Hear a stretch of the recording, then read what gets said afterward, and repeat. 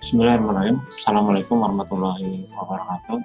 Selamat datang teman-teman di kegiatan di channel yang saya beri judul Remeh Temeh. Tapi Remeh Temeh ini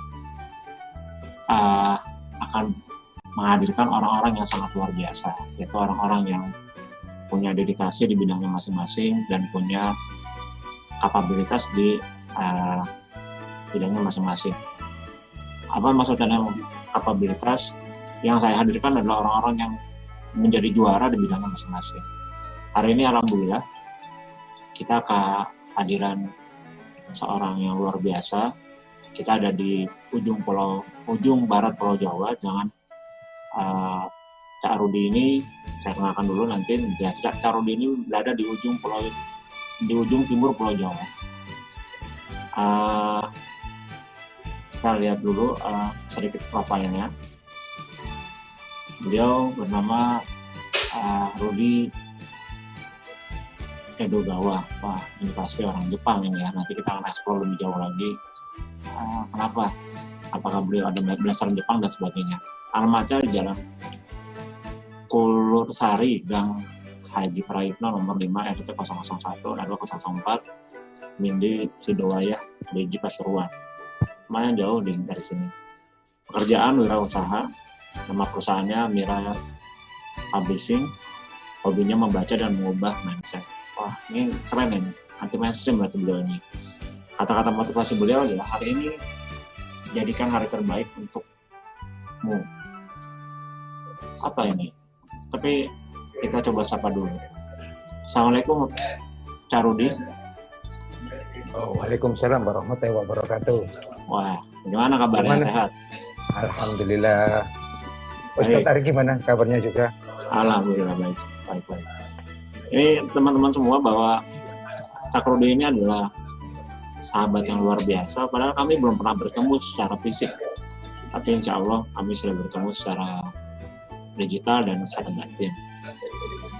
Baik, kita langsung saja. Cak Rudi, ini Anda ini dari Jepang atau keturunan Jepang atau bagaimana? Dengan coba dari istilah namanya ini keren banget ini apa? Edogawa itu kayak kalau saya lihat dengar nama Edogawa itu ingat Miyamoto Musashi, ingat Samurai X, ingat hal-hal tentang Jepang dan sangat luar biasa. Mungkin bisa dijelaskan sedikit, Pak. Oke, terima kasih banyak Ustadz Ari. Perkenalkan, nama saya Rudi Kustiantono.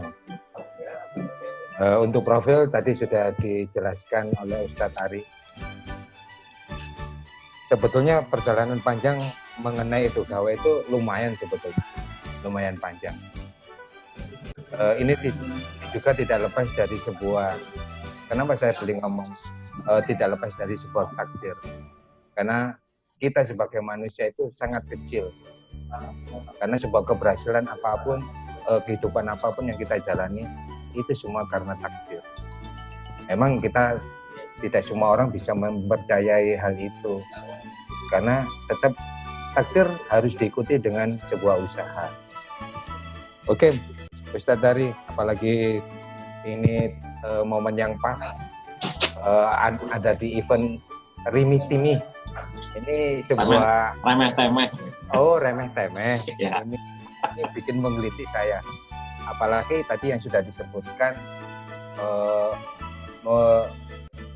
menampilkan profil-profil orang-orang yang hebat di bidangnya. Oke, saya jawab tentang nama Edogawa.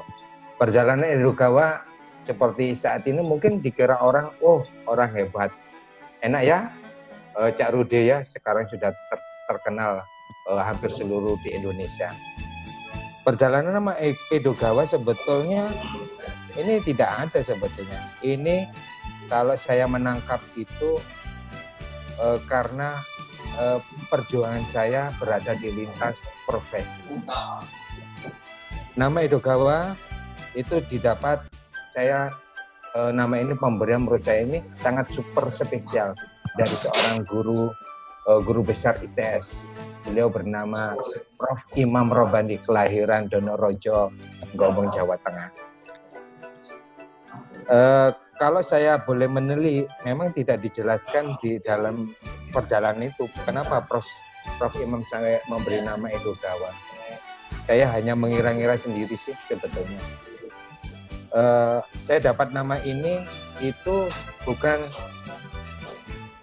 merupakan sebuah kebetulan, bisa jadi juga karena memang mindset dari awal itu saya ingin hal-hal tentang sebuah kebaikan, apalagi untuk kebermanfaatan bersama. Perjalanan ini dimulai dari sebuah tablik pendidikan yang ada di Banginan. Lah, awal inilah saya masuk dalam komunitas yang di luar keahlian saya. Konon katanya orang banyak itu lintas profesi. Seorang pabrikan, seorang wira swasta masuk di lingkungan pendidikan yang notabene Rudi atau Edogawa ini belum mengenal sama sekali. Oke, perjalanan itu setelah kita masuk, saya sempat kaget, grup apa ini ya? Oh, isinya para guru-guru. Oke, minder ada, karena memang saya sendiri kan tidak dikenal di dalam grup itu. Apalagi rata-rata yang masuk di dalam grup itu rata-rata orang yang expert di bidangnya. Ada S3, S2, ya profesor, segala S. Cuma satu yang membedakan dari Rudi Edo, itu tidak ada. Rudi Edo punya S. S apa? S Doger.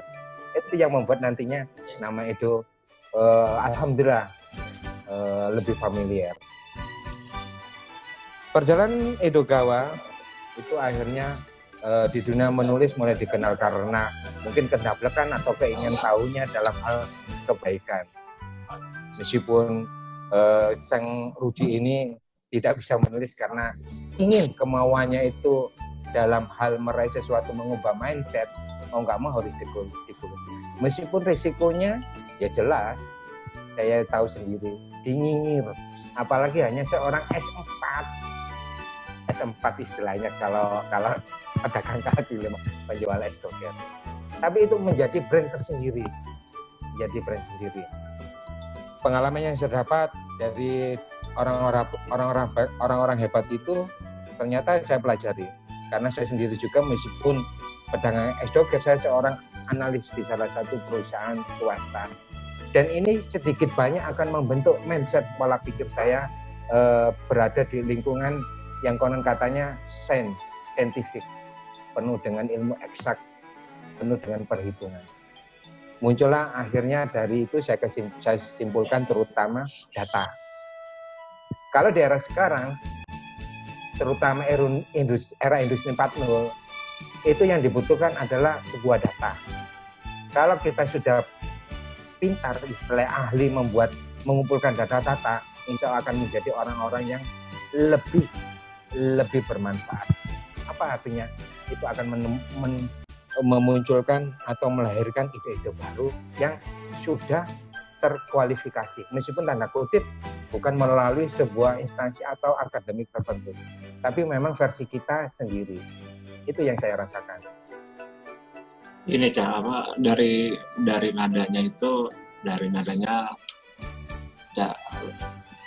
saya lebih nyaman Cak Edogawa gitu, Cak Rudi gitu kan.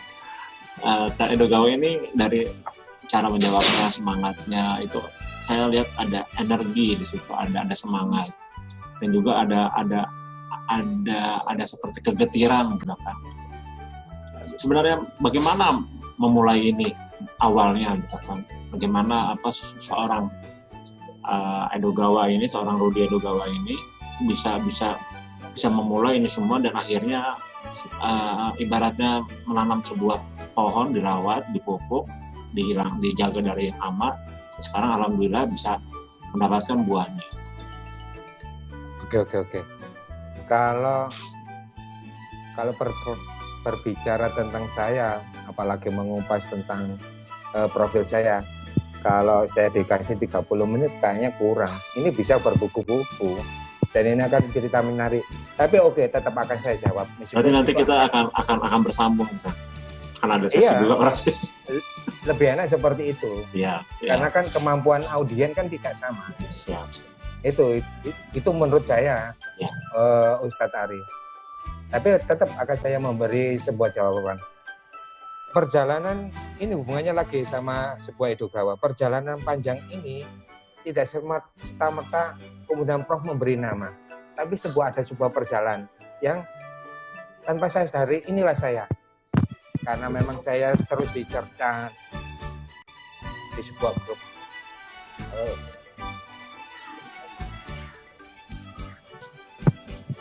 Berada di orang-orang hebat, bagaimana saya harus bangkit. Dari situ sebuah energi yang mereka menurut saya itu nyinyir. Itu saya jadikan sebuah energi. Ini memang tidak semua, mungkin karena pengalaman masa kecil saya yang begitu berat. Tapi ini bukan menjadi alasan untuk menyalahkan keadaan. Tapi disinilah Edogawa akhirnya menemukan sebuah komunitas yang luar biasa. Untuk saat ini, grup itu, terutama grup pendidikan yang saat ini sampai saya hidup itu, yaitu yang membentuk diri saya menjadi orang yang lebih hebat, lebih fighter, terutama untuk berbagi. Apalagi untuk orang-orang yang memang, orang ini hebat loh, kenapa kok tidak mau? Padahal orang itu mempunyai talent, kenapa tidak mau mengembangkan? Itu saya akhirnya melakukan diri saya sebagai trial and error, meskipun risikonya saya harus dicibir dan dinyinyir. Ya alhamdulillah, sedikit banyak akhirnya saya membuktikan. Perjalanan itu akhirnya, karena ini kan dunia menulis, mau nggak mau saya harus belajar menulis. Ya bisa dirasa, bukan pendidikan kok suruh menulis. Wah, semua satu grup ketawa semua lihat tulisan saya. Tapi di situ saya akhirnya belum sampai 1 bulan saya menjadi penulis baru yang dapat mengimbangi para senior, meskipun dengan catatan tulisannya Cak Rudi tidak enak dibaca. Dari situ Prof tahu kemampuan diri saya, bahwa saya mempunyai energi. Ini yang harus dikemas sebaik mungkin. Akhirnya saya diberi tantangan baru. Itu. Oke, meskipun di situ zona nyaman, tapi saya diberi grup lebih yang menantang. Padahal di situ saya masih harus ingat diri saya itu siapa, bukan pendidik. Tapi Prof dengan yakin, dengan adanya waktu itu, insya Allah Cak Rudi akan menjadi bintang. Ya, perjalanan itu kembali lagi, ya timi-timi lagi, karena memang dari grup itu saya tidak tahu, ini siapa. Itu perjalanan yang keras selama mulai saya lahir sampai bekerja, sampai membentuk rumah tangga, yang akhirnya membuat saya lebih mensyukuri arti sebuah hidup, terutama untuk berbagi ke sesama. Itu Mas.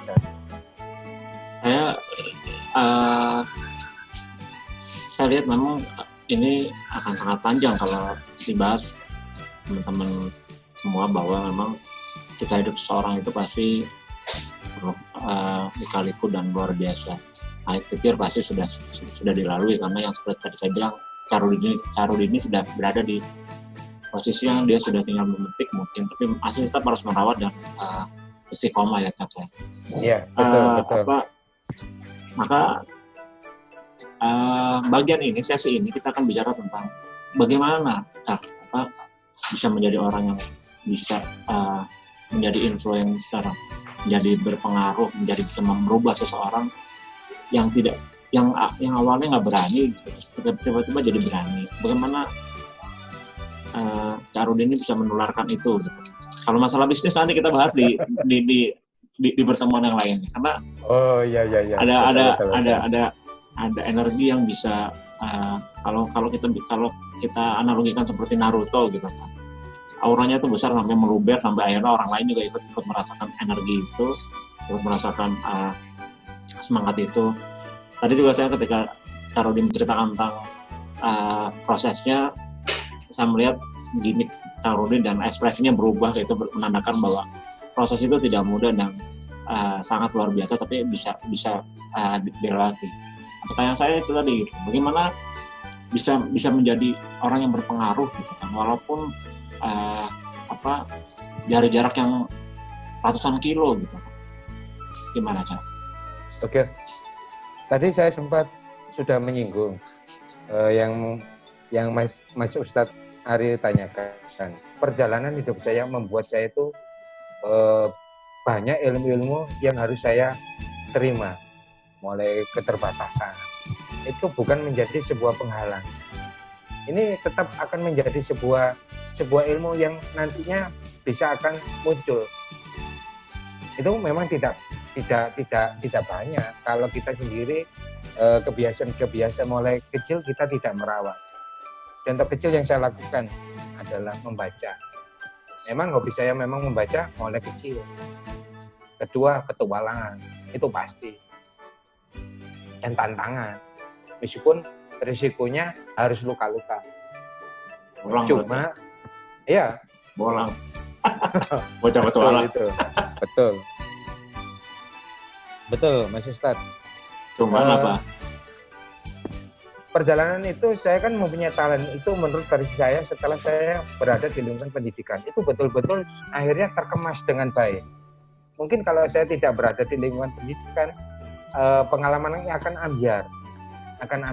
Akan cacat, mungkin tidak bisa mencapai top, mungkin hanya 50. Bisa seperti itu. Tidak dipungkiri, pendidikan itu tetap harus diikuti. Meskipun banyak orang-orang yang menyepelekan, oh nggak perlu sekolah jauh tinggi-tinggi. Ujung-ujungnya ya nanti kalau wanita jadi ibu rumah tangga. Mindset itu seharusnya dirubah. Apalagi di era industri 4.0. Orang yang tidak mempunyai kapabilitas atau orang plus legalitas serta belum terkualifikasi di era sekarang alamat akan habis. Itu memang bisa ada orang-orang tertentu tapi sudah memiliki sebuah kekuatan, effort dan integritas. Itu yang masih menjadi saat ini itu sebuah hanya tataran wacana. Apalagi di negara kita nggak menyinggungnya. Itu sudah menjadi rahasia umum. Negara kita nggak beres. Kalau mau jujur. Oke, kita bahas yang lainnya aja. Masih saja. Oke, gini. Bagaimana kan ketika masuk ke dalam pendidikan yang Carudi sendiri kan bukan berbackground pendidikan, lalu tadi juga ada masalah dengan SS tadi gitu kan. Lalu bagaimana akhirnya Carudi bisa menjadi pemenang di lingkungan yang memang asing dan juga memang kita secara legal formal sebuah kertas gitu ya, itu kita tidak mempunyai itu gitu kan. Tapi bagaimana bisa akhirnya jadi pemenang di situ?